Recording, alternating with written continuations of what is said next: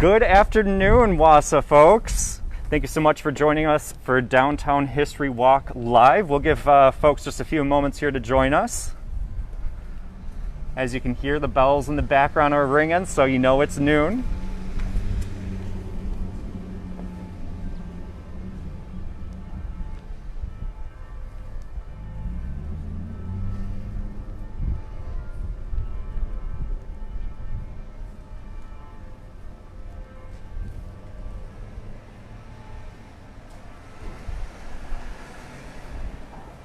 Giving people a few more moments to tune in here before we get started today.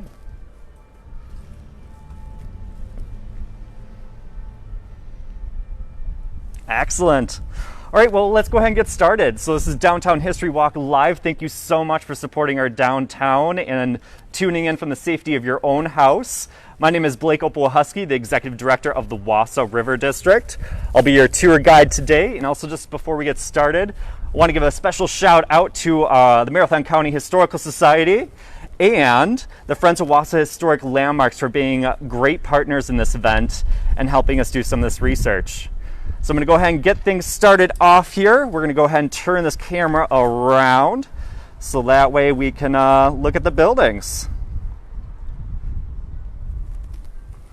All right, so looking at the building right across the street right now, we're right outside the Wasa Center Mall down there by the 400 block.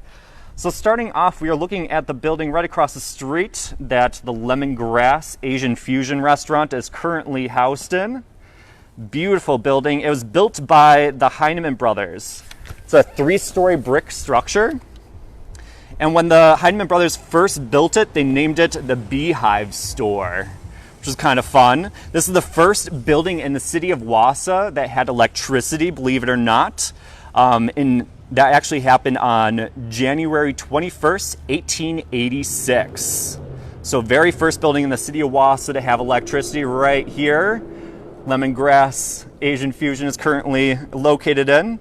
A little bit more history on the building. In 1895, Charles and Samuel Livingston purchased this business and operated it through 1904 when they relocated to Washington Square, so just right next door there. Since 1904, there have been a variety of different retail stores, offices, and restaurants in this building here. So beautiful, charming, historic building in our downtown Wasa here. Speaking of Washington Square, we're going to go ahead and walk down the street and we'll talk a little bit more about Washington Square here. So I think most people remember Washington Square as one of two stores. It was either the Winkleman's department store or Johnson Hill's back in the day. This building was built in 1903. As I mentioned before, it was most known for being Winkleman's department store. Sam Winkleman opened its doors in 1911. In 1936, it was actually before 1936, it was just a 2-story building. So in 1936, that's when they added the 3rd story on there and did some beautiful, intricate detail work on the outside as well. So we saw that the Beehive building was the first building in Wasa to have electricity. Now, Washington Square was the first building in Wasa to have air conditioning and the first elevator. Kind of cool.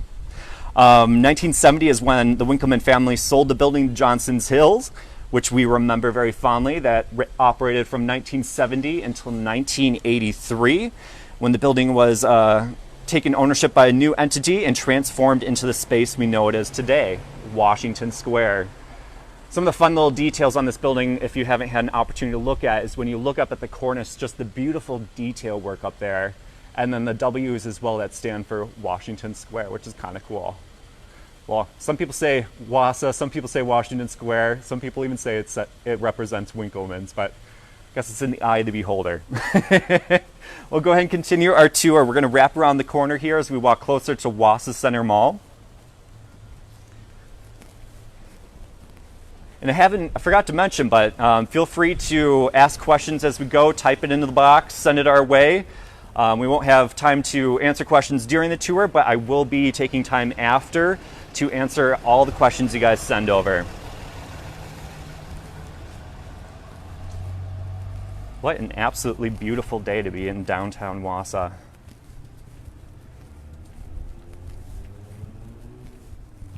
So with us being live, there is going to be moments where we're just kind of walking along between locations. Perfect opportunity for you to go get yourself an iced tea or maybe an iced coffee.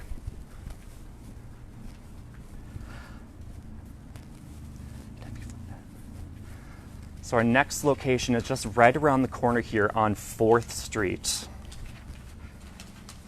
If you're familiar with Downtown Mission Church, formerly, the Fillmore and Rogers Theater, that's where we're headed next, right across the street from 319 Bistro with their amazing food.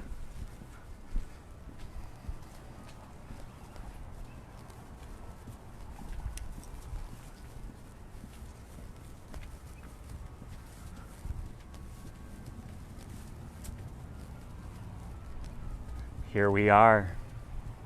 So as we can see, the Fillmore sign is still up and intact. We have Downtown Mission Church's advertisement on there. We're going to go ahead and just cut across the street here for a moment so we can get a better view of this building.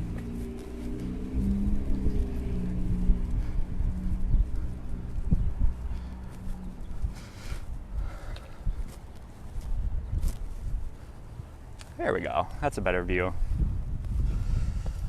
So Rogers Theater, it was first built and a small business was housed in the first floor here. It was called, I'm going to butcher this, Armenthorpe Tire Shop, and it had apartments up on the second floor there.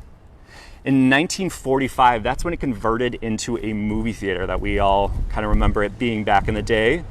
When it was converted in 1945, it was called Hollywood Theater.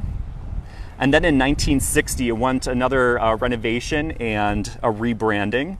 It was called the New Wasa Theater. And of course, that last name change happened in 1979 when it was changed to Rogers Cinema, which lasted until 2002 when it closed. After that, it's been a couple different places. As I mentioned, it was the Fillmore, which was a music venue kind of nightclub business, and then since then it has been Downtown Mission Church. So kind of a unique repurposing of this old historic building.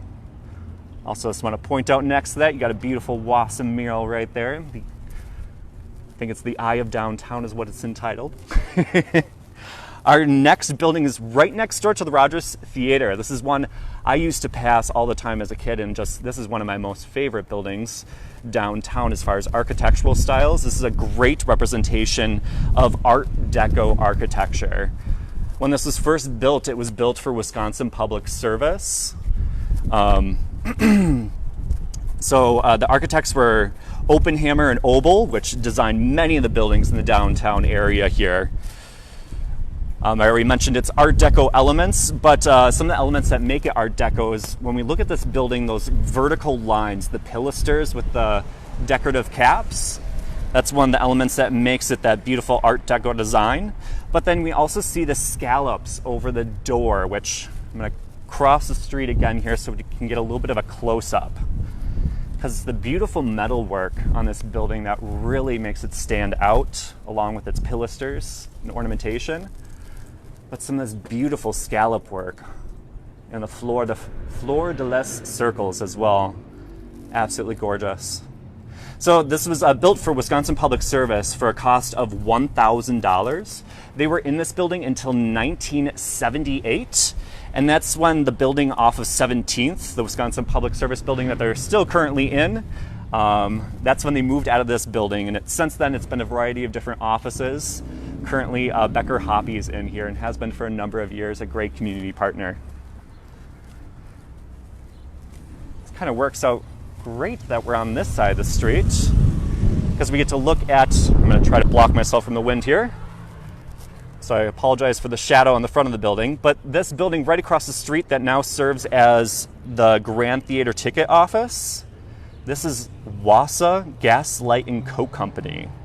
They operated here from 1901 to 1925, and they provided, of course, gas, light, and Coke products out of this building. The company was established in 1886 and provided gas for the city's initial street and interior lights. But within 10 years of that company starting to provide those services, electricity powered the street lights, and by the mid-20s, electricity was a standard in most indoor applications. Now this architectural style, let's go ahead and cross the street here. We've got a little bit of wind, so I hope you can still hear me. So this is a great representation of neoclassical design. The architect was Philip Dean, who did a few other commercial projects in downtown Wasa here.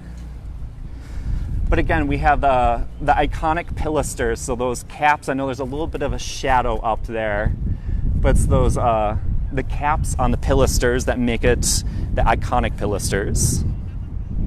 But then we also have that the delineated cornice, the decorative embellishments, and then also that parapet on the roof. Actually, the Performing Arts Foundation just restored that just within the last couple of years, that white parapet.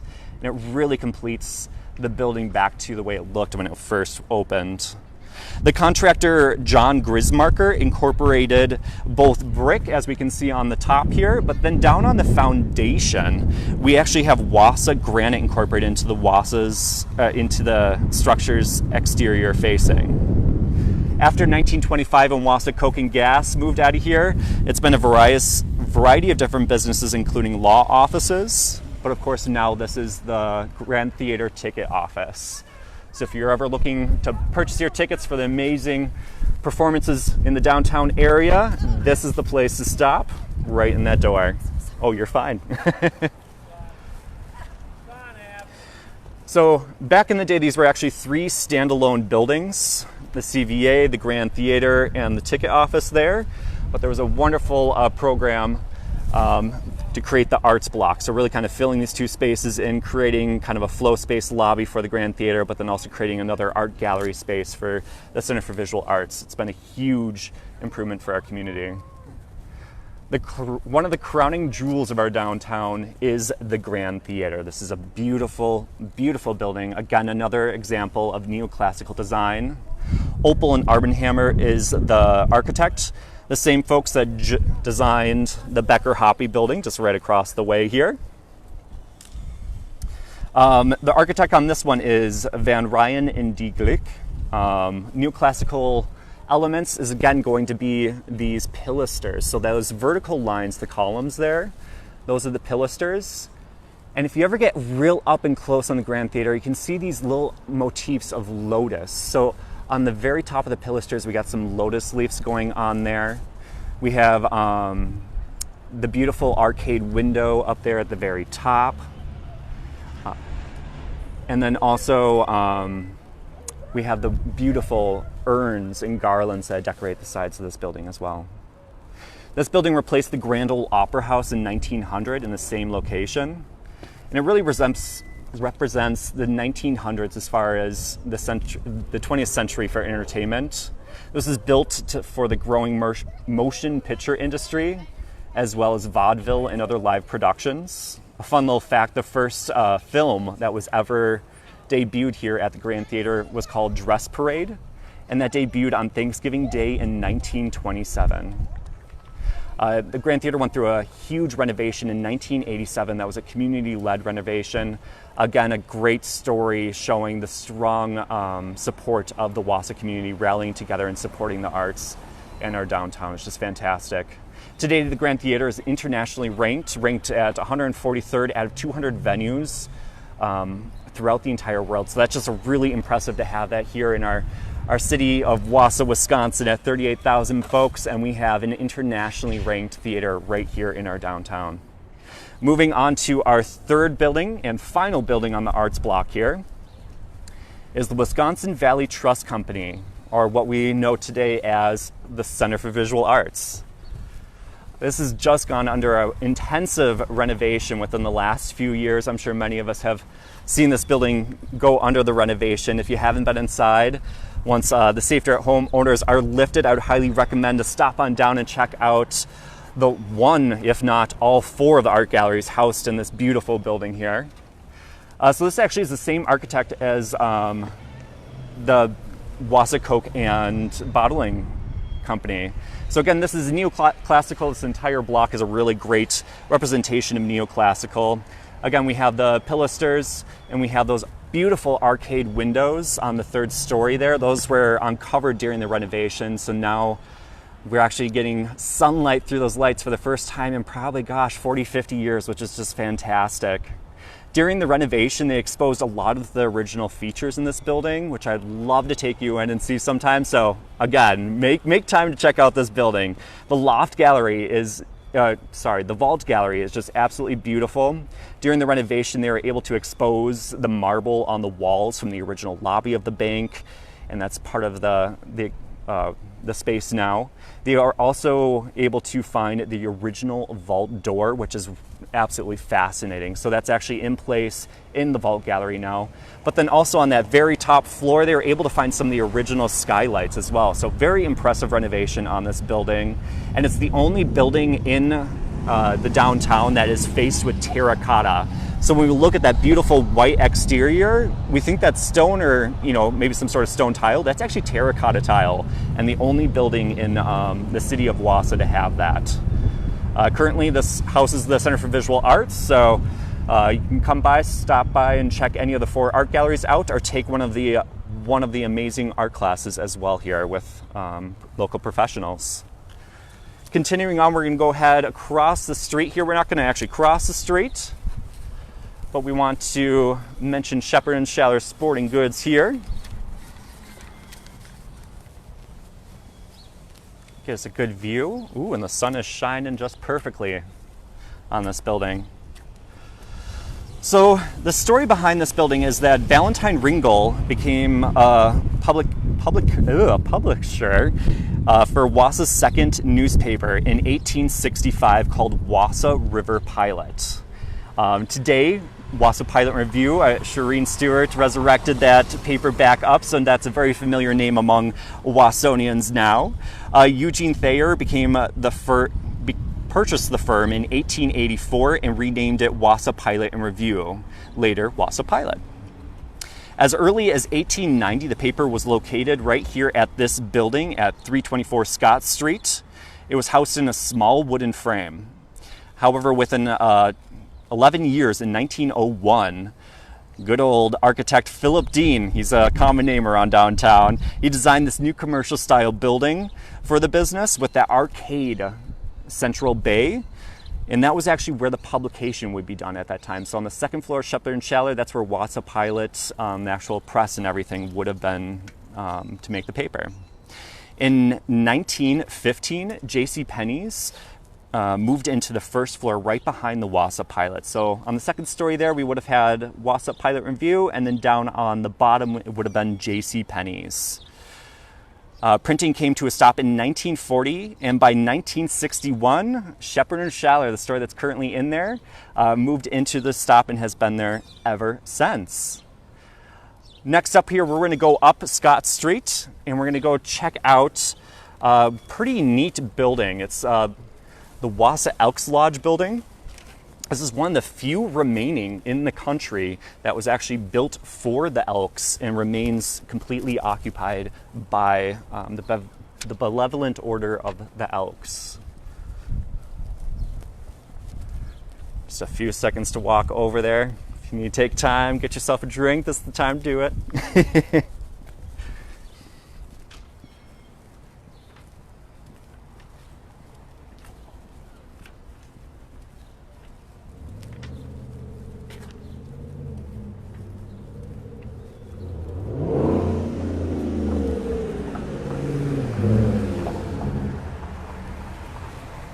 All right, we're approaching the Elks Lodge here.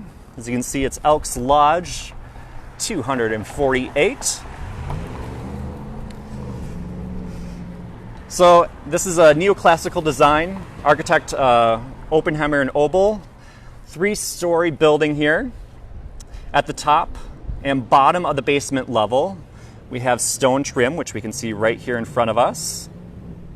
And then at the cornice and the parapet at the very top, we have that same cornice going on here and right over the door. The brick pilasters divide the main bay in the front here into 5 different bays. And then we do have the 6 bay right here on the side with the elevator addition that happened in the late 90s. As I mentioned before, this is originally built for and continues to be the home of the Wasa Elks Lodge. The organization established in 1892. Oop, we have a noisy truck, 1 second.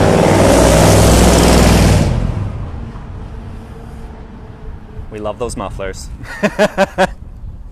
Oh, Lord. So this organization was established in 1892 in the former First National Bank building. So the First National Bank building would have been where City Square Office Center is now. We'll actually talk about that later here. But that's when they first established. In 1917, they purchased the home of John C. Clark at 414 Scott Street. And the construction of the new club began in spring of 1923. Completed and dedicated the first week in September in 1921. The approximate cost of this building back then was $130,000. So kind of crazy to think that a building like this was only $130,000 to construct. But of course, inflation these days kind of plays into that. There's fun little facts about this building is that it was originally built with 6 bowling lanes in the basement. There's a beautiful auditorium and ballroom upstairs. There's a kitchen, dining facilities, and of course, some member-only lodges. It's kind of a fun little Wasa history here with our social clubs, since we had so many of those back in the day. Another one would have been, of course, the YWCA up there on Grant Street, the Wasa Club. Had so many of these. We're going to walk just another block and a half here before we get to our next stop. We're going to go to Wasa City Hall and talk about the rich history of that building.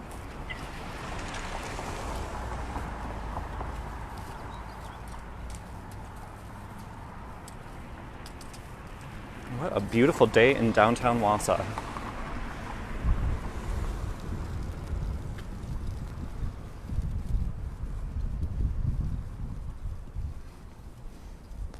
Again, feel free to ask questions, type them in the comments there.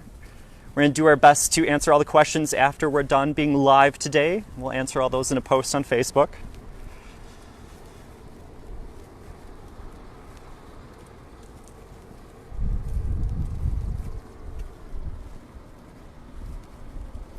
All right, and we're approaching the back of City Hall right now.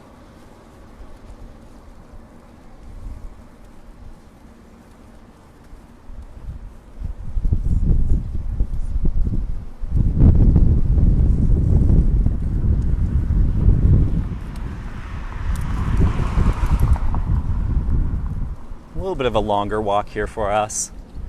I do just want to point out as we're crossing the street here, in City Hall Park here, there's a fountain named Heyy Fountain. That's actually named after the president of Wasa Employers Mutual Insurance.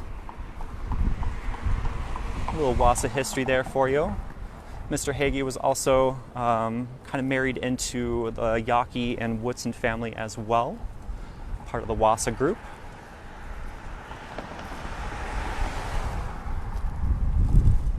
As I mentioned before, there's the former YWCA, well, it's still the YWCA building here.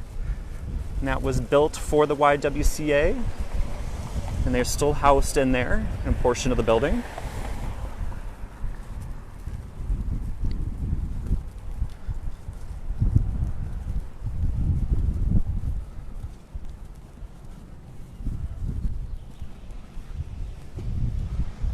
All right. So we're coming up on the beautiful Wasa City Hall. Right across the street from First Presbyterian Church. So Wasa City Hall. So this actually was not constructed to be City Hall of Wasa. This was originally constructed for Employees Mutual Liberty Insurance, Liability Insurance Company. This 3-story L-shaped building was designed by Child Smith. Great example of Art Deco architecture. It's faced in Bedford limestone. Very symmetrical facade, as you see. It's well balanced on each side of the entrance. And then it's divided up into these 13 bays with the pilasters. So again, pilasters are those vertical lines that run up and down on the building there, dividing it into the multiple bays. Each bay contains a pair of metal window frames, with the center ones around the entrance of City Hall. These are the more decorative metal grills.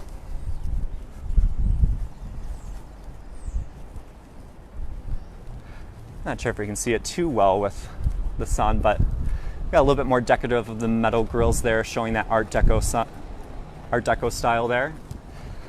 And one of the things that's kind of interesting about this building is that if we look up at the very top, I know it's kind of hard with the shadows today, but we see those little circles. Each of those are actually one of the state steels carved into the stone there. Ooh, and we got some wind coming our way. I'm going to try to shelter myself from some wind so we can get into a little bit of a history on this building.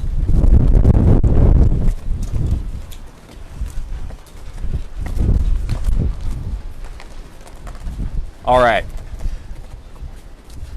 got a little shelter up here on the top. So as I mentioned, this is the headquarters for Employers Mutual Liability Insurance Company. The insurance company was established September 1st, 1911.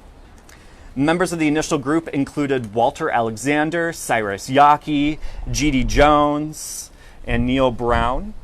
Within 1 month of its incorporation, Hans J. Heyy, who I mentioned that fountain, joined the company as its assistant secretary. In 1930, he was elected the president of the company. And then the companies, around this time, they actually oh gosh, I can't talk. There was multiple buildings housing this insurance company at the time. In fact, there were 6 different locations. So to consolidate them all under one roof, that's when this building, so the current City Hall, was built for the insurance company. Hegel did pass away in 1959, and the fountain in the back in City Hall Park was constructed as a memorial for him in 1971. The last time that Employers Mutual Liability Insurance Company operated out of this building was in 1967, and that's when they constructed that huge building, contemporary building, off of 17th that now Aspirus corporate headquarters is in, or as we remember it back in the day, Wasa Insurance was in that building, and then Liberty Mutual there as well. It's kind of fun history about our downtown City Hall. Nice repurpose. Wasa City Hall did move in there as soon as Wasa Insurance moved out. City Hall moved into this building. City Hall prior to that was actually located at the end of 3rd Street where our post office is currently located.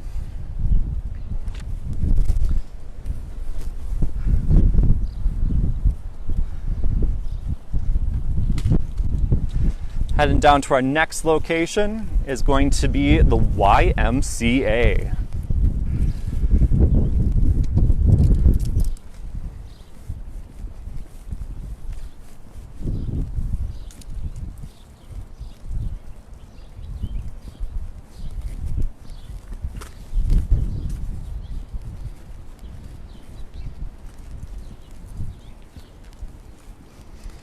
So the YMCA has a long history in Wasa.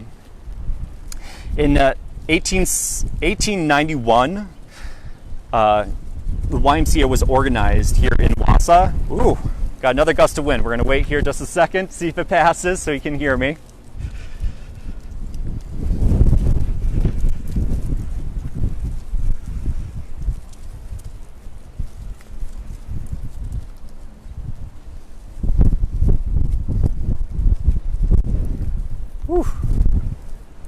That wind does not want to die down. We're gonna try talking through it. So by 1893, the YMCA constructed their first building. That was actually right next to Shepherd and Challard Sporting Goods in their parking lot. That's where the original YMCA was located here in Wasa. By 1908, the YMCA moved to its current location. It was in a different building. The original building had an 18 by 40 foot swimming pool, a gym, and 27 dormitory rooms. In 1962 is when they started construction on this current building. So what we're looking at now is probably one of the first sections of the YMCA there. I could be wrong on that, but I'm pretty darn sure. We got the original YMCA logo up there in the corner, but then we also have the Fond du Lac limestone. So the stone that's used on this building is actually a limestone from Fond du Lac, and then we also do have the beige brick incorporated in there. This was actually constructed with support of the Woodson family, and it was designed with a local architect, George Foster. Of course, this building has been going through changes every decade or generation, it seems like. So it's been quite a few renovations throughout the years. There's been many different additions. The most recent additions being that new, beautiful field house, kind of restructuring the whole inside just for overall flow and continuity. But then also the senior center and then the expanded childcare amenities as well. Moving on to what could be the most intact the most historically intact block in downtown Wasa, which is the 600 block. Most known for its businesses down here of Downtown Grocery, Sweets on 3rd, Evolutions in Design, Boss Studios, Nicole's, Terra Dia, 715, Tattoo Collective, and Backroom Cafe. We're going to start off with this building that's really exciting right now. It's actually currently under renovation. They're planning to turn this into 3 storefronts instead of the one it has been for years. So we'll have 2 storefronts facing 3rd Street and another one facing Grand. This is the original Fleet Farm, or should I say Farm and Fleet. I always forget those are 2 separate companies. So we've mentioned this architect in the past, but this is Philip Dean who designed this in 1905. It was John Kiefer's furniture store for many years, as well as being a farm and fleet. And then Holster Management now has this building, and they are currently renovating it. So it should be very exciting to see what comes in the future with this building. Moving down just a little bit here, what was kind of unique about this block is in 1932, there was a fire that ravaged this block and destroyed 4 of the buildings.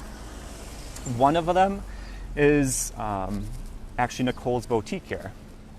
And it's really unique for us to have this Tudor style commercial architecture in our downtown. This is it was pretty typical in the England, UK to have English Tudor style commercial buildings, but kind of a rarity. I mean, we've seen residential applications of this in different historic homes, but pretty rare to see in a downtown.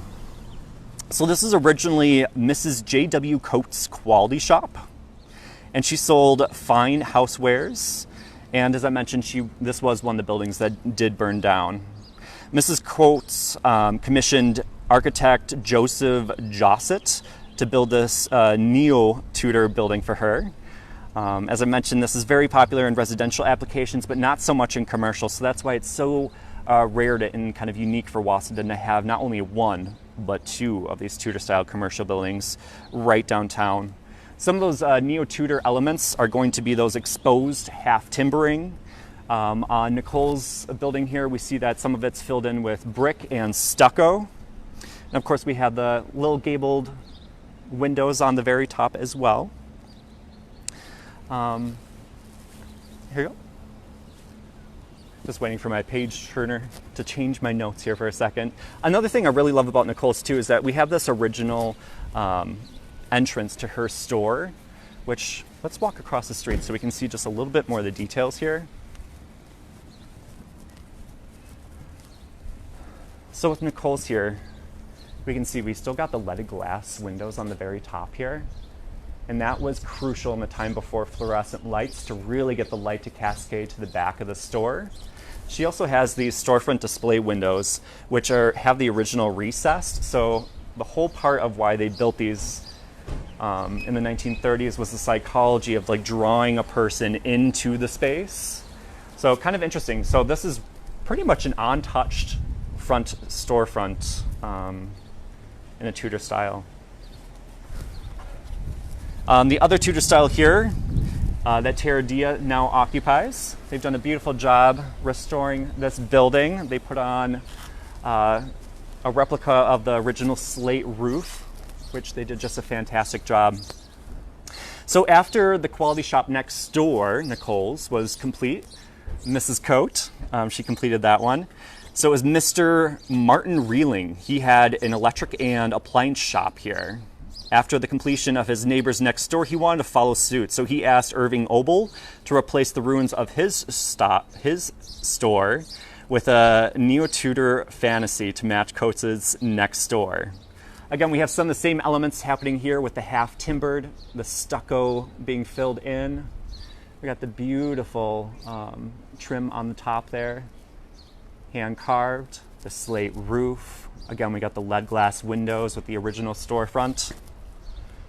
Absolutely beautiful. Fun little fact about this one too is Oppenheimer and Obel architectural firm. They're another architectural firm that did many of the buildings in downtown Wasa. They at one point had an office on the second floor of this building. So kind of a nice little detail there. We're going to head across the street here so we can get a better look at the Backroom Cafe. Little history tour today. We're having some folks asking us what we're doing out and about today.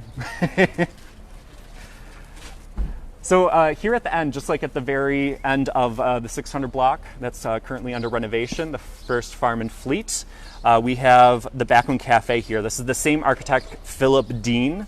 Very similar in the style of building there. One of the things I like to point out here is that there was a fire, I don't have an exact date on there. I want to say it's probably the late 90s, maybe early 2000s, on the last corner lot here. And they did a beautiful job doing a matching the historic building with the new addition and then keeping that outside for patio and dining. So a good thing to note about, when we talk about historic properties and what qualifies and what doesn't qualify for historic property, right now the guidelines are any buildings over the age of 50 can be named historic. So kind of hard to think about it, but the City Square Office Center right across the street here, this is a great example of some mid-century architecture.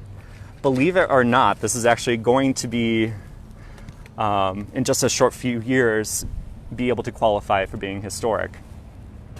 So a little bit of history on this block. So it was the first American center that a lot of us know before being rebranded just a few years ago as City Square Office Center. But some of the history on this is since 1892, this location has been the site of many different financial institutions. The very first was the German American Bank.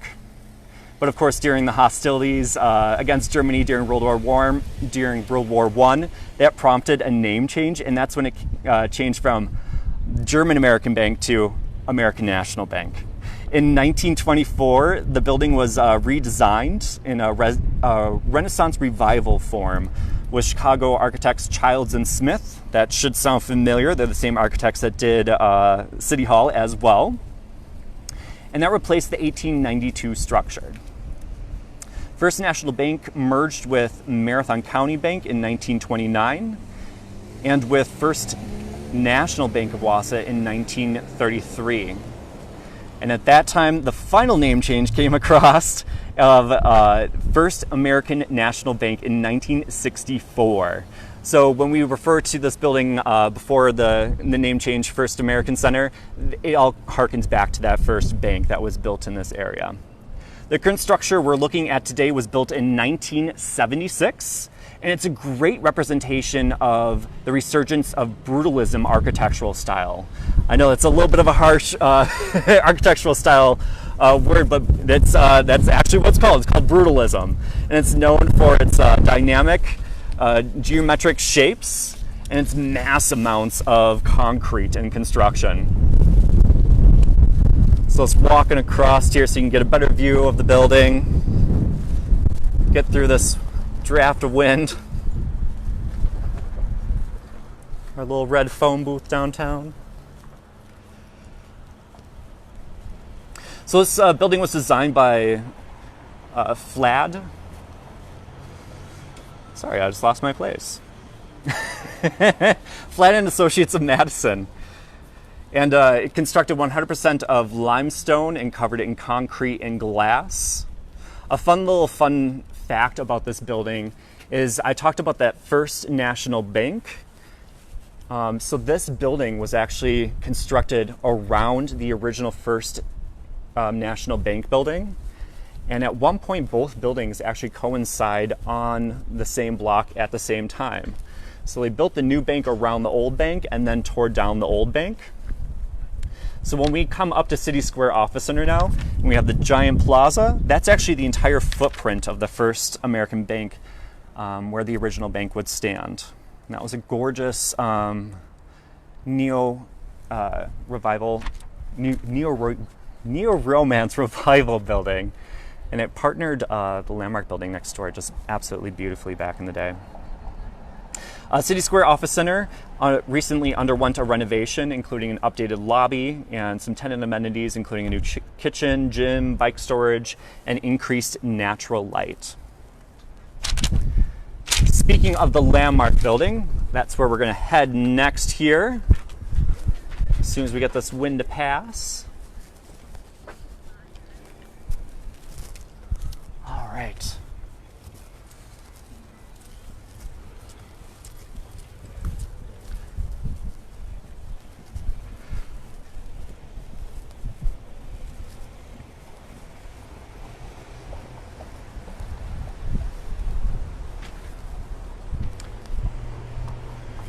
We're going to go ahead and cross the street so we can get a better look at some of the details on this building because there is so much ornamentation on it.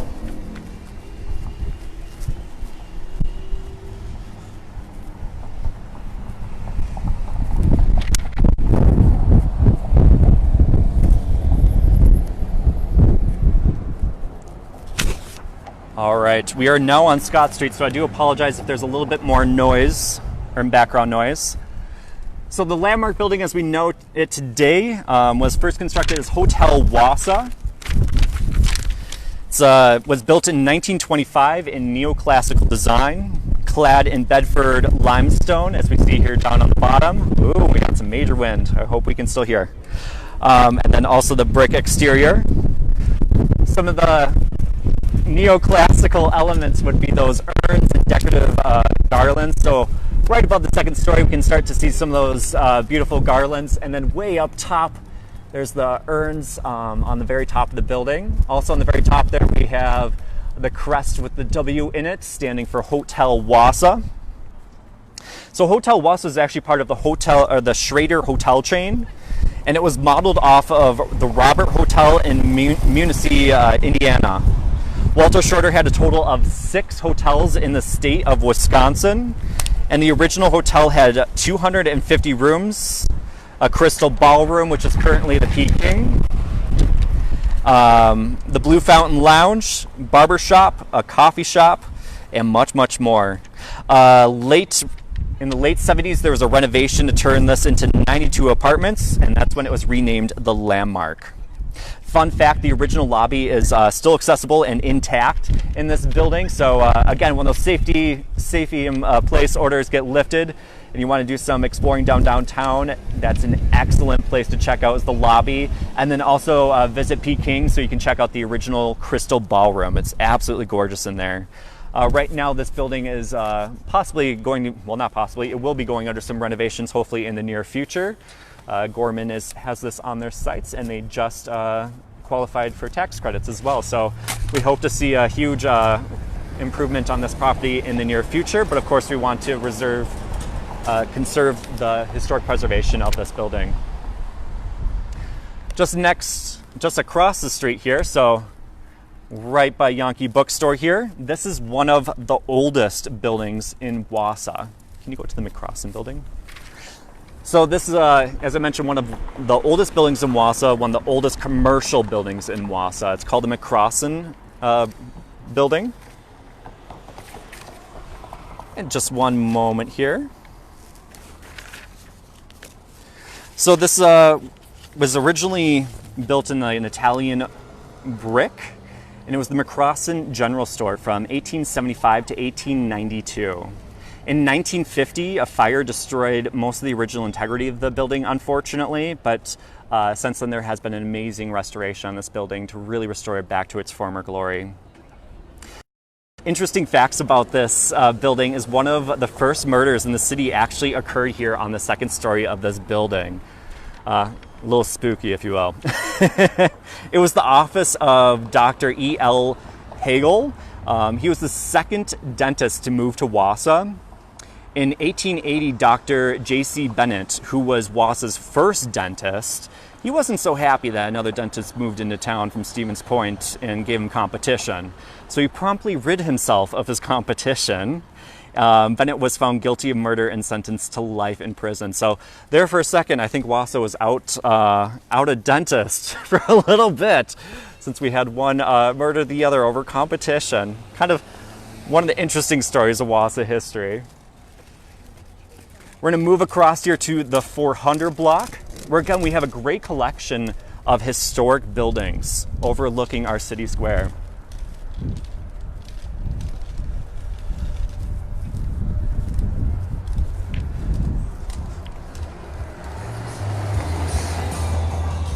We're going to cross the street again so we can get a better look at the buildings. So we got just on talking about the landmark building here. Let's just get a different angle so we can see a little bit more detail. So I mentioned some of those details with the ornamentation of the garlands all the way up at the very top as well. And if you look on the other side, we also do have those garlands.